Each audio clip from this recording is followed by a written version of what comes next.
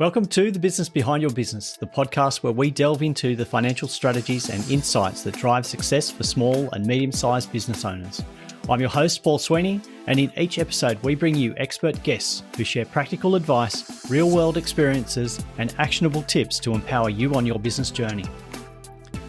Whether you're a seasoned entrepreneur or just starting out, get ready to uncover the secrets to success and gain valuable insights into the business behind your business.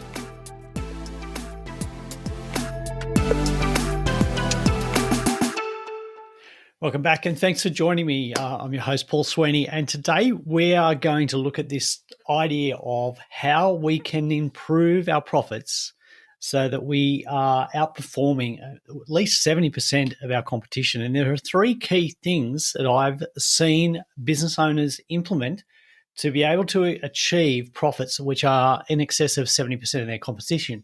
And why do I say 70%? So the reason I'm saying that we can easily outperform 70% of your competition is that there are a number of things that I hear from small business owners which indicates that they are just not trying. They are just not going to be competitive with you. And I've spoken to a lot of small, medium business owners, and some of the reasons they don't want to perform are quite, quite sad, really. And a lot of it comes down to, fear of change or fear of having to take action. And there's a lot of envy there of the people who are being successful. And the reason those people are successful is they've taken the steps and they've taken the actions, but they've taken the right actions, strategic actions to improve their profits, to improve their business. And as a result, they are the profitable businesses. They are the ones making good profits, surging ahead and being stronger and stronger, and also delivering on the key things for why you go into business, delivering those key outcomes, good financial results, good time management, time with family, time away from your business, being able to have a business that works without you. The people who have implemented these strategies are far outperforming their competitors. So what are some of the excuses we're hearing as to why people don't want to improve their profitability or don't want to take the actions? And this is quite disturbing, really, when you have these conversations with a business owner and you can see that they're not happy with the level of profit that their business is generating. They're not happy with the level of cash flow. Yet at the same time, they're not willing to make changes in the way that they're operating the business. They're not willing to make changes in, the spending habits of their business or, the sales strategy of their business. So some of the things that we hear for why people can't move forward and don't want to implement strategies to grow their business are, and look, I've got a list of excuses, and I call them excuses because they really are excuses for why they're not performing. And so let's just have a quick look at some of these excuses that people generally offer up as to why they can't improve their business. And look, see if some of these are familiar. If you've heard yourself perhaps saying them to yourself about why you can't perform, why you can't grow your business, why you can't improve the profitability. Have you been hearing yourself say some of these excuses, making these excuses for yourself? So let's have a dive into some of these excuses as to why business owners are not improving their profitability. So the first one, I'm already doing everything possible. Okay, well, you might be doing a lot. And you might feel like you're doing everything possible, but perhaps you're doing the wrong things. Okay, you may be spending a lot of time, a lot of energy, maximizing the input into your business, but you're putting your energies into the wrong areas.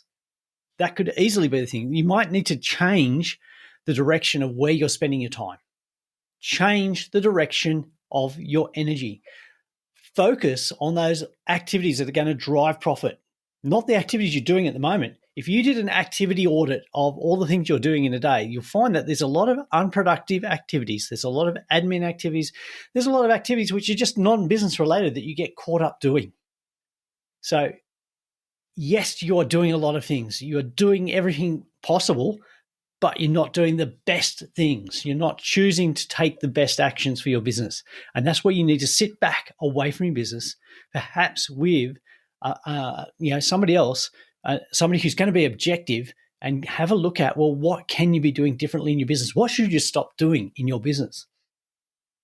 And this is where we come to the second excuse, really, because I mentioned that you should have this critical and self-review of your business with somebody else.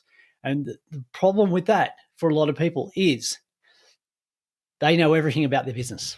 They know everything about their business, everything about their industry, and it's already operating at capacity. They can't change anything because they know how to run their business for that industry, and they don't need to make any changes. And nothing you can tell them is going to change their strategy or their outlook. So they're very much they've shut themselves off to any suggestion of ways that they can improve the way that they can run their business or improve the profitability, improve the strategy. They know everything. They don't want to take advice. And that's very hard to work with. And I find that really frustrating when I do come across a client like this. Often it's a case of, well, we can't really work with you to get you better results if you're not willing to listen to advice and act on it. So it's a hard situation. Really, you can't force that person to change. That change, if that is you need to make that change yourself. You need to voluntarily decide that, hey, there may be some better ways. I need to listen to some advice. Here, some alternatives about how I can improve my business. Oh, I hear this one a lot, particularly at the moment, is there's no point me spending time doing activity, no point in trying to do things differently because it's not going to make a difference. We're all doomed. Okay.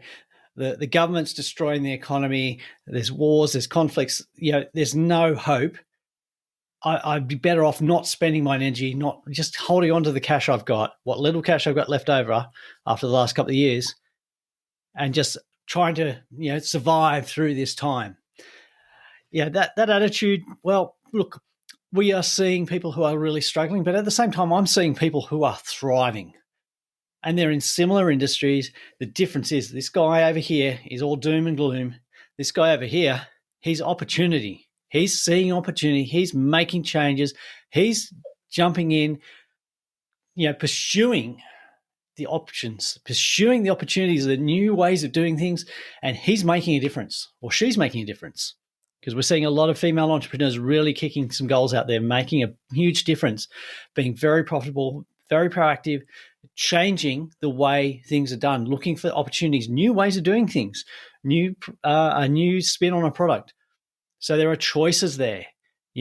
Everybody has the choice to either do nothing, which is our doom and gloom, and just say, well, there's nothing we can do about it, or to look for opportunities. And I think that is the way forward, looking for opportunities. It might be even just a small opportunity, a small step forward, building momentum, but look for the opportunities. What are the opportunities in your business? We talked about that. Now,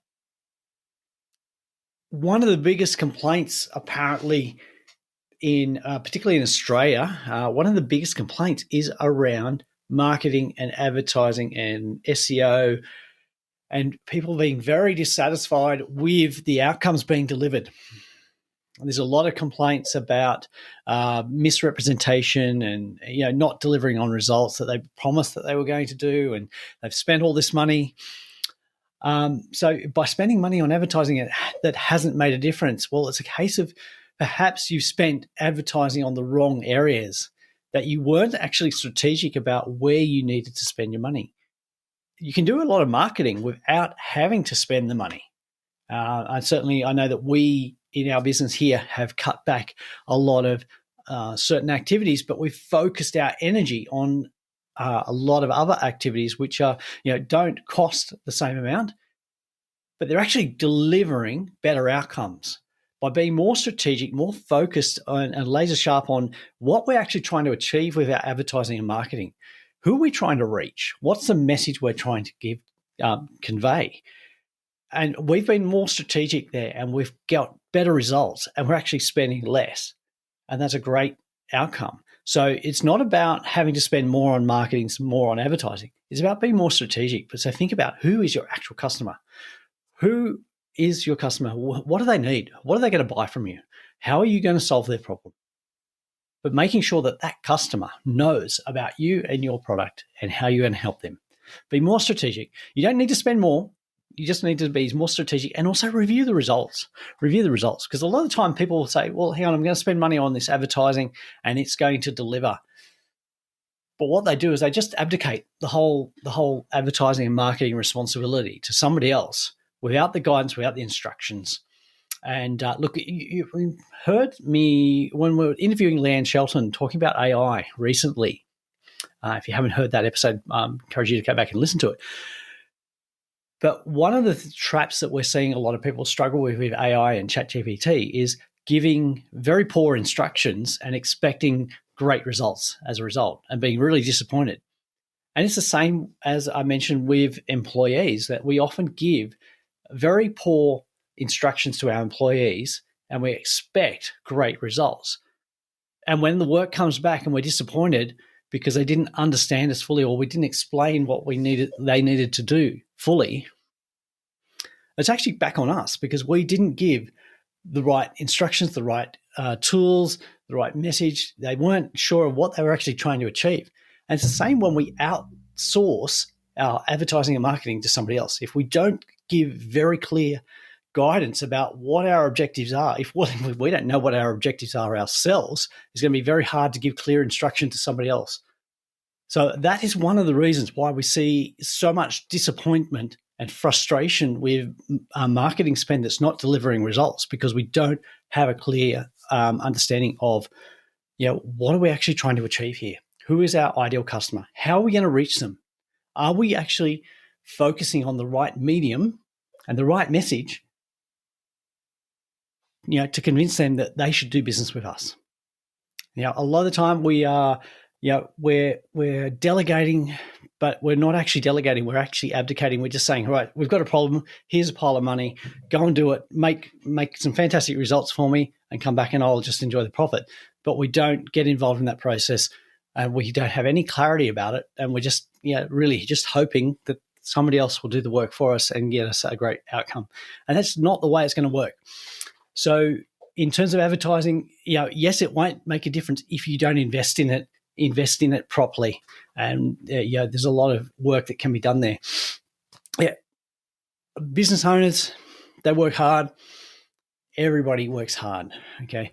Business owners, small business owners particularly, are really pushing hard at the moment in general. And a lot of people don't want to work harder. And that's understand that. And particularly given so many of the business owners are over the age of 50 these days, the physical capacity to work harder is probably reduced. But we can work smarter. It's not always about working harder. It's about working smarter. So having a look at our systems, our processes, even who are we actually trying to do business with? Sometimes we just flog ourselves so hard to please that customer. And when we look at it, strategically, we'll look at it and say, well, hang on, we're not actually making any profit from that customer. They're always demanding, or we're jumping over ourselves to please them, but they don't actually make us a profit for us because we're doing all these extra things. We're not clear about what we're going to do for them, what we sell. We're trying to do things that we don't make a profit from. I recently had a request from a client to actually help them with an issue that they had. And I had to be very clear to them and say, we don't provide that service. And I'm not willing to invest resources in learning it for one action, one customer. So if you want assistance with that, you're going to have to use somebody that actually specializes in that service. I'm not going to invest my time and resources in learning a product which is not a core service, which is not even a complementary service. But there was the expectation that because I was the accountant for this client, I was going to do pretty much everything for them. And they were pretty disappointed. But at the end of the day, I think they've got a better outcome by not persisting with us doing the work, because we didn't have the skills, we didn't have the resources, and we wouldn't have been able to do it in the time frame.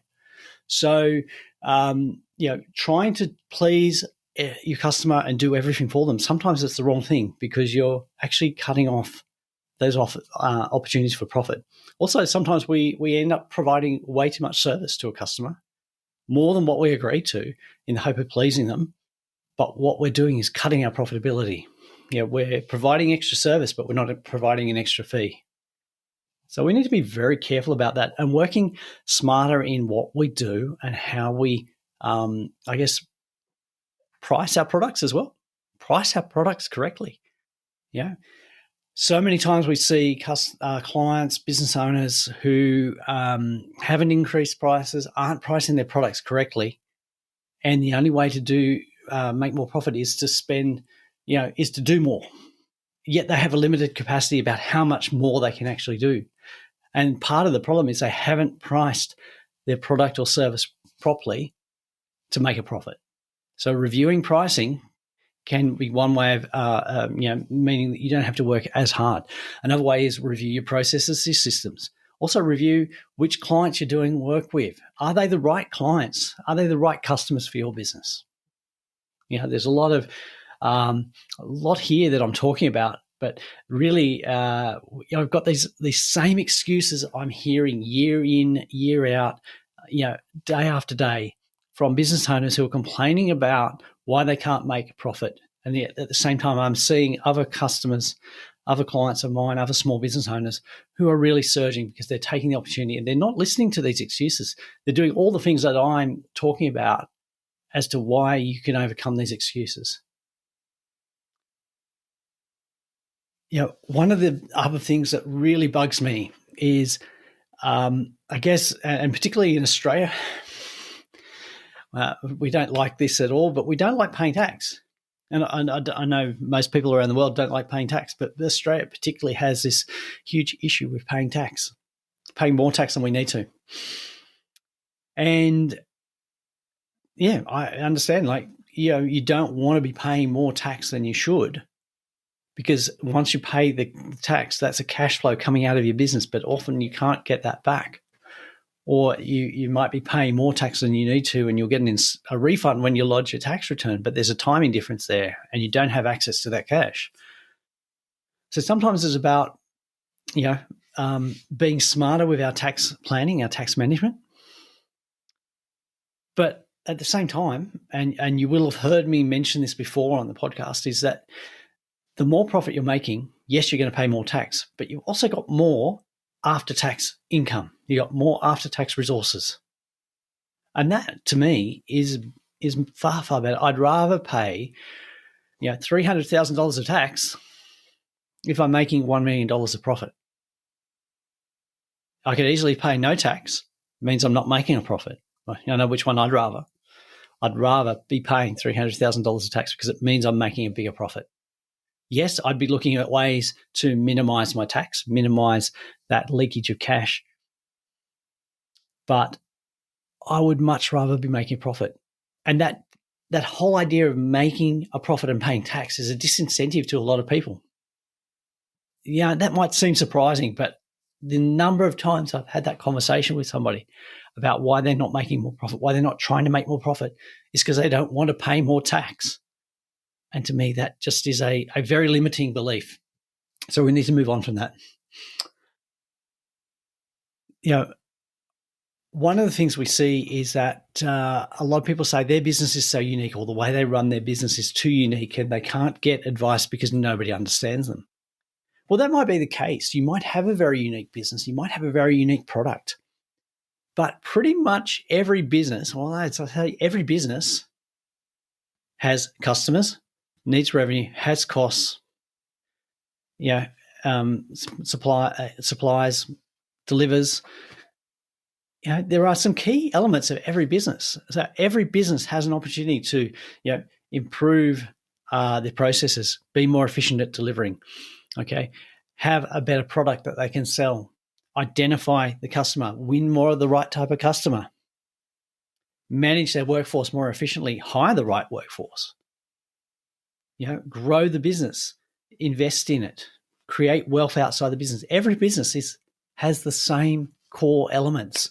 So it doesn't matter how unique your product is or how unique your service is. There are opportunities, and you should not use the fact that your business is unique or people might not understand you to shut yourself off from getting advice about how you can grow your business. So I've had a bit of a rant today, I think. I've listed so many excuses that I keep hearing from business owners, and look, I hate hearing them because what it means is that they're closing themselves off to the opportunities. And at the same time that these business owners are coming up with these excuses for why they can't grow their profit, so many more business owners are seeking what they can do better. They're latching onto opportunities. They're taking advantage. They're acting, and they're growing their business. And probably my estimate, 70% is, from conversations I've had and the businesses I've been working with over 30 years, I think that 70% means that, if you're willing to act, if you're willing to take steps to grow, to change your business, to actually look at opportunities and take advantage of them, then you're going to be outperforming at least 70% of your competition. And it's not going to be hard. So it's some encouragement there that you can grow your business, you can be more profitable. It's a case of starting. Don't listen to those excuses. If those excuses are ones that you've been making, also listen to the arguments I said, why they shouldn't be excuses, what you should be doing instead. And decide on one thing. Just start with one thing and change that in your business and grow. And look, we don't want to be in this situation in 12 months' time where we're looking at our results again and we say, we've pretty much had the same year, or we went a bit backwards, but, the economy's to blame, the government's to blame, people just didn't spend money. Don't listen to those excuses. Don't make those excuses for yourself. Look at the opportunities. You have great opportunities ahead of you to grow your business, to be more profitable. And really, that is why you're in business, to grow profitably, sustainably, and provide some freedom through the financial wealth that is being generated by your business. And that's what we want to achieve. So, excuses today about why you can't perform, but at the same time, I've talked about opportunities and what you can do to make sure that you do have a performing business that is going to grow profitably, and outperform your competitors. And look, I love looking forward to hearing some of your comments, your feedback, and some of the things that you've done in your business to grow. So love you to reach out to us at podcast@thebusinessbehindyourbusiness.com and let us know some of the things that you've done in your business that have really made a success. And if you have questions and you'd love them answered on the podcast, then please reach out to us, because we love answering the questions that you have, our listeners have. And again, as always, if you really get value out of our podcast, we'd love you to share it with some other business owners who would also get value from it. So thank you for joining us, and grow a great business. That's a wrap for this episode of The Business Behind Your Business. We hope you found today's discussion insightful and valuable for your business journey. Before we go, don't forget to subscribe to our podcast on your favorite platform. Share it with fellow business owners who could benefit, and send in your burning questions, because we love hearing from you. Missed any of our previous episodes or looking for additional resources to help grow your business? Head over to our website at thebusinessbehindyourbusiness.com. There you'll find our full archive of past episodes, along with show notes, transcripts, and links to valuable resources mentioned in each episode. Your journey to business success continues at thebusinessbehindyourbusiness.com. Until next time, stay inspired, stay informed, and keep building the business of your dreams.